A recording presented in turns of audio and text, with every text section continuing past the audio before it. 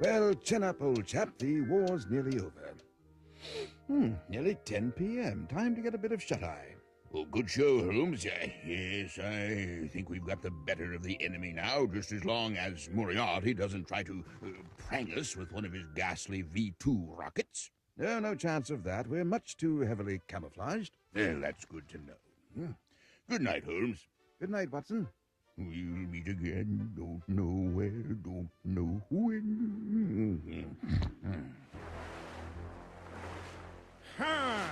They'll be meeting again sooner than they think. They'll be meeting my deadly, low-flying V2 rocket, which is passing this beacon right now, cruising at 240 miles per hour. And now, using my special remote control accelerator, I'll give it an acceleration of 40 miles per hour per hour. Since the distance from here to the Holmes & Watson Air Base is exactly 640 miles, that means the V2 will reach there in, precisely 10 hours. It's now 10 p.m., so I'll program the rocket to dive and destroy at 8 o'clock tomorrow morning, just as Holmes and Watson are having breakfast. That'll scramble their eggs for them. This time it really is curtains for those crummy criminologists.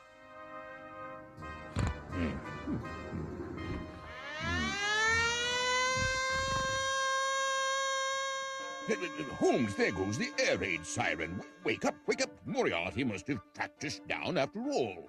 False alarm, old boy. No need to panic. You mean that fiend hasn't really fired a V2 rocket at us? Oh, yes, he's fired the rocket all right, and it'll pass overhead just as it strikes midnight, but it won't strike us. Why ever not? Because Moriarty won't have programmed it to dive and destroy for another 8 hours. And by that time, it'll be hundreds of miles out over the Atlantic. What did I tell you? Here it comes now. Well, bravo, Holmes. You were right again. But why was Moriarty wrong? I'm sure he knew the distance the rocket had to go, as well as its velocity and its acceleration, so where could he have slipped up? Well, all I can say is it was a common enough mistake. Welcome to program number 8 in the Power of Algebra series. In the last program, we used factoring to find the value of a square variable in a quadratic equation. We did this by factoring the trinomial into two binomials, which gave us two possible values of x in x squared, positive 7 and negative 9. The lesson we have to learn in this program is similar to what new pilots have to learn when they're faced with flying one of these things. Keep calm. Don't panic. Because that's the secret of dealing with a tricky-looking quadratic equation. Don't panic. There may be an easy way to simplify it by looking for the common factor. Trinomials in quadratic equations can be expressed in a basic equation like this, with a standing for the number of x squares in the first term, b standing for the number of x's in the middle term, and c standing for the number in the third term. If there is only one x squared, we say that a equals 1. But what do we do if a is not equal to 1? If we have more than one x squared, as in this equation. This looks more complicated, but the first thing to do is keep calm. Maybe we can simplify it. What do all these terms have in common? Is there a common factor? Yes, 4. If we take out the common factor 4, we get this. Now a is equal to 1 again, and we only have to deal with a single x squared. The equation is now much easier to solve. The factors of x squared are x and x. Now we want the factors of negative 32 that will add up to the 4 in 4x. Well, the factors of 32 are 1 times 32, 2 times 16, and 4 times 8.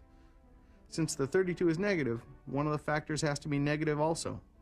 And the ones we want are obviously positive 8 and negative 4. Now we know that the factors of our equation are 4, and x plus 8, and x minus 4. But remember, in order for the product to equal 0, one or more of the factors have to be 0. It's clear that 4 isn't 0, so we know that either x plus 8 or x minus 4 must equal 0. If x plus 8 equals 0, then x equals minus 8. If x minus 4 equals 0, then x equals plus 4. So the two possible values of x are -8 and +4. Looking for that common factor can help you turn what seems to be a quite complicated equation into one you can deal with. Now let's see what you can do with this equation, where a is less than 0. In other words, if you have a negative number multiplying x squared.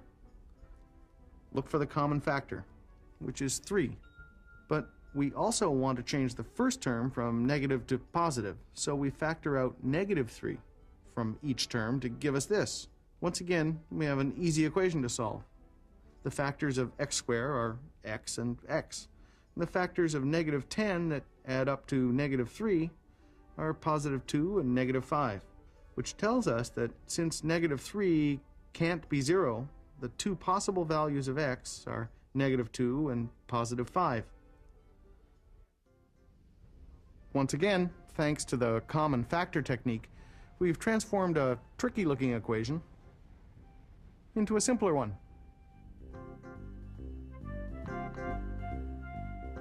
I'm Captain Bob Kaufman, a fighter pilot with the Louisiana Air National Guard here in New Orleans, Louisiana.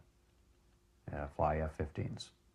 Algebra provides me with a basic set of tools that I use to analyze equations, aircraft performance, rate of climb, weapons parameters, flight path, navigation, virtually all the flight phases of aspect of the aircraft, anything to do to analyze how the aircraft is doing or what the aircraft can do, all uses basic algebra as the tools to do that. The most obvious specific uses of algebra are simple time, distance, rate type equations that are very much high school level equations. If an airplane is going so fast for so long, how far has it gone? It's the principle of navigation. Also, if an airplane is going for so long and burns so much gas per hour, how much gas have you got left on board? How long can you fly at that fuel burn? Those are all equations that we use virtually every day to determine how we can fly our airplanes or where we can fly our airplanes or what we can do with them. And we pull out a pencil and a piece of paper and go through the exact same type of thing where we use D equals RT, standard algebra equation. Military air bases often make use of camouflage to disguise what's really going on from the enemy. The same things can happen in algebra. Quadratic equations can also be disguised as something else.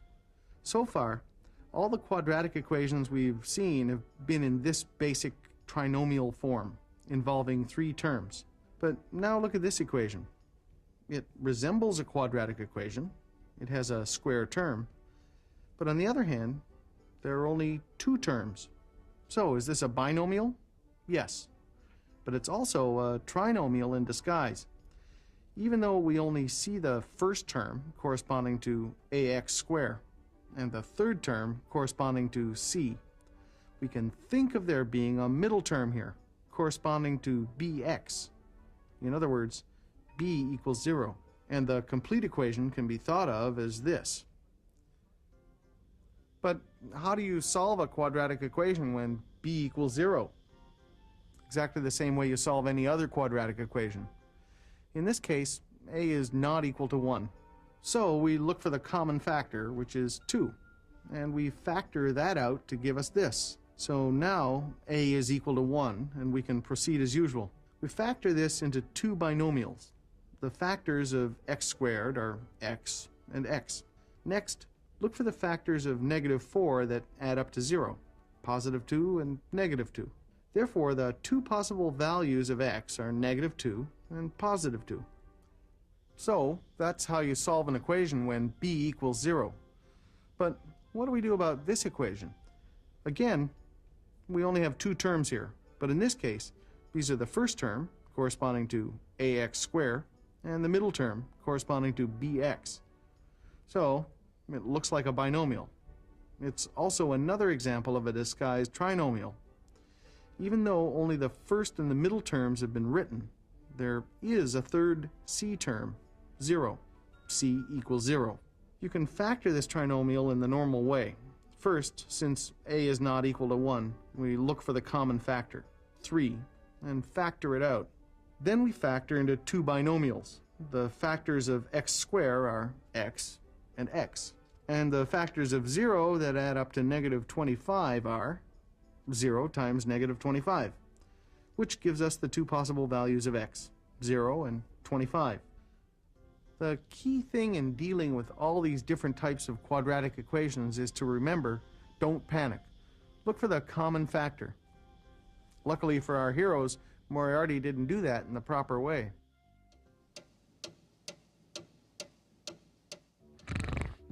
Nearly 8 a.m.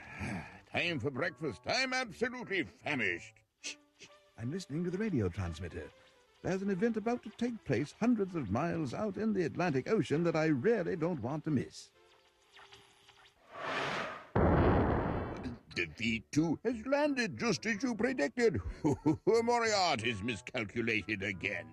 But I still don't see why. What was that clue you gave me? It was a common enough mistake? Yes, common. Common factor. Of course, looking for the common factor in simplifying quadratic equations. And what was the equation involved here? Well, Moriarty needed to calculate the time the rocket would take to cover a given distance at a given velocity and acceleration. And the formula for that is? Distance equals acceleration multiplied by the time squared plus the velocity multiplied by the time. Splendid, Watson. And I happen to know that Moriarty programs his rockets from a beacon that's exactly 640 miles away. And I also happen to know that their velocity is always 240 miles per hour with an acceleration of 40 miles per hour. Righto. Distance, 640, equals acceleration, 40 multiplied by t squared, plus velocity, 240 multiplied by t. First, we get everything on the left by subtracting both 40t squared and 640t from both sides to give us this. Then we put the three terms in the proper order. But oh dear, that means that A, the first term, is less than 0. This looks like a tricky one. Nonsense. Don't panic, Watson. You can simplify it. Just look for the common factor. Well, that's 40, I suppose. Yes, it's 40 all right, but negative 40. Oh, I see. If we factor out negative 40 from all three terms, that makes things much simpler. Now you just factor that into two binomials. Child's play, Holmes. The factors of t squared are t and t. And the factors of negative 16 that add up to 6 are 8 and negative 2. Which means that the time the rocket takes to get from the beacon to here is either negative 8, which is impossible, or positive 2.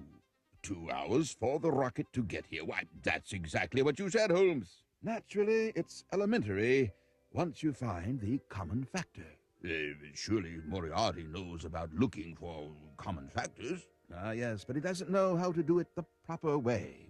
Instead of factoring out negative 40 from each term, he subtracted to come up with this. And then he got all confused and found the factors of negative 600, 60, and negative 10, but forgot to check whether these added up to the value of the middle term, thereby ending up with this, which made him think that the rocket would take 10 hours to reach us. So that's why he programmed the rocket to dive and destroy after 10 hours. Oh, you won yet another victory, Holmes. No, that booby Moriarty. Let's see what we've got for breakfast. Oh, thank you, my man. My word, that fellow was heavily camouflaged. Ha ha ha!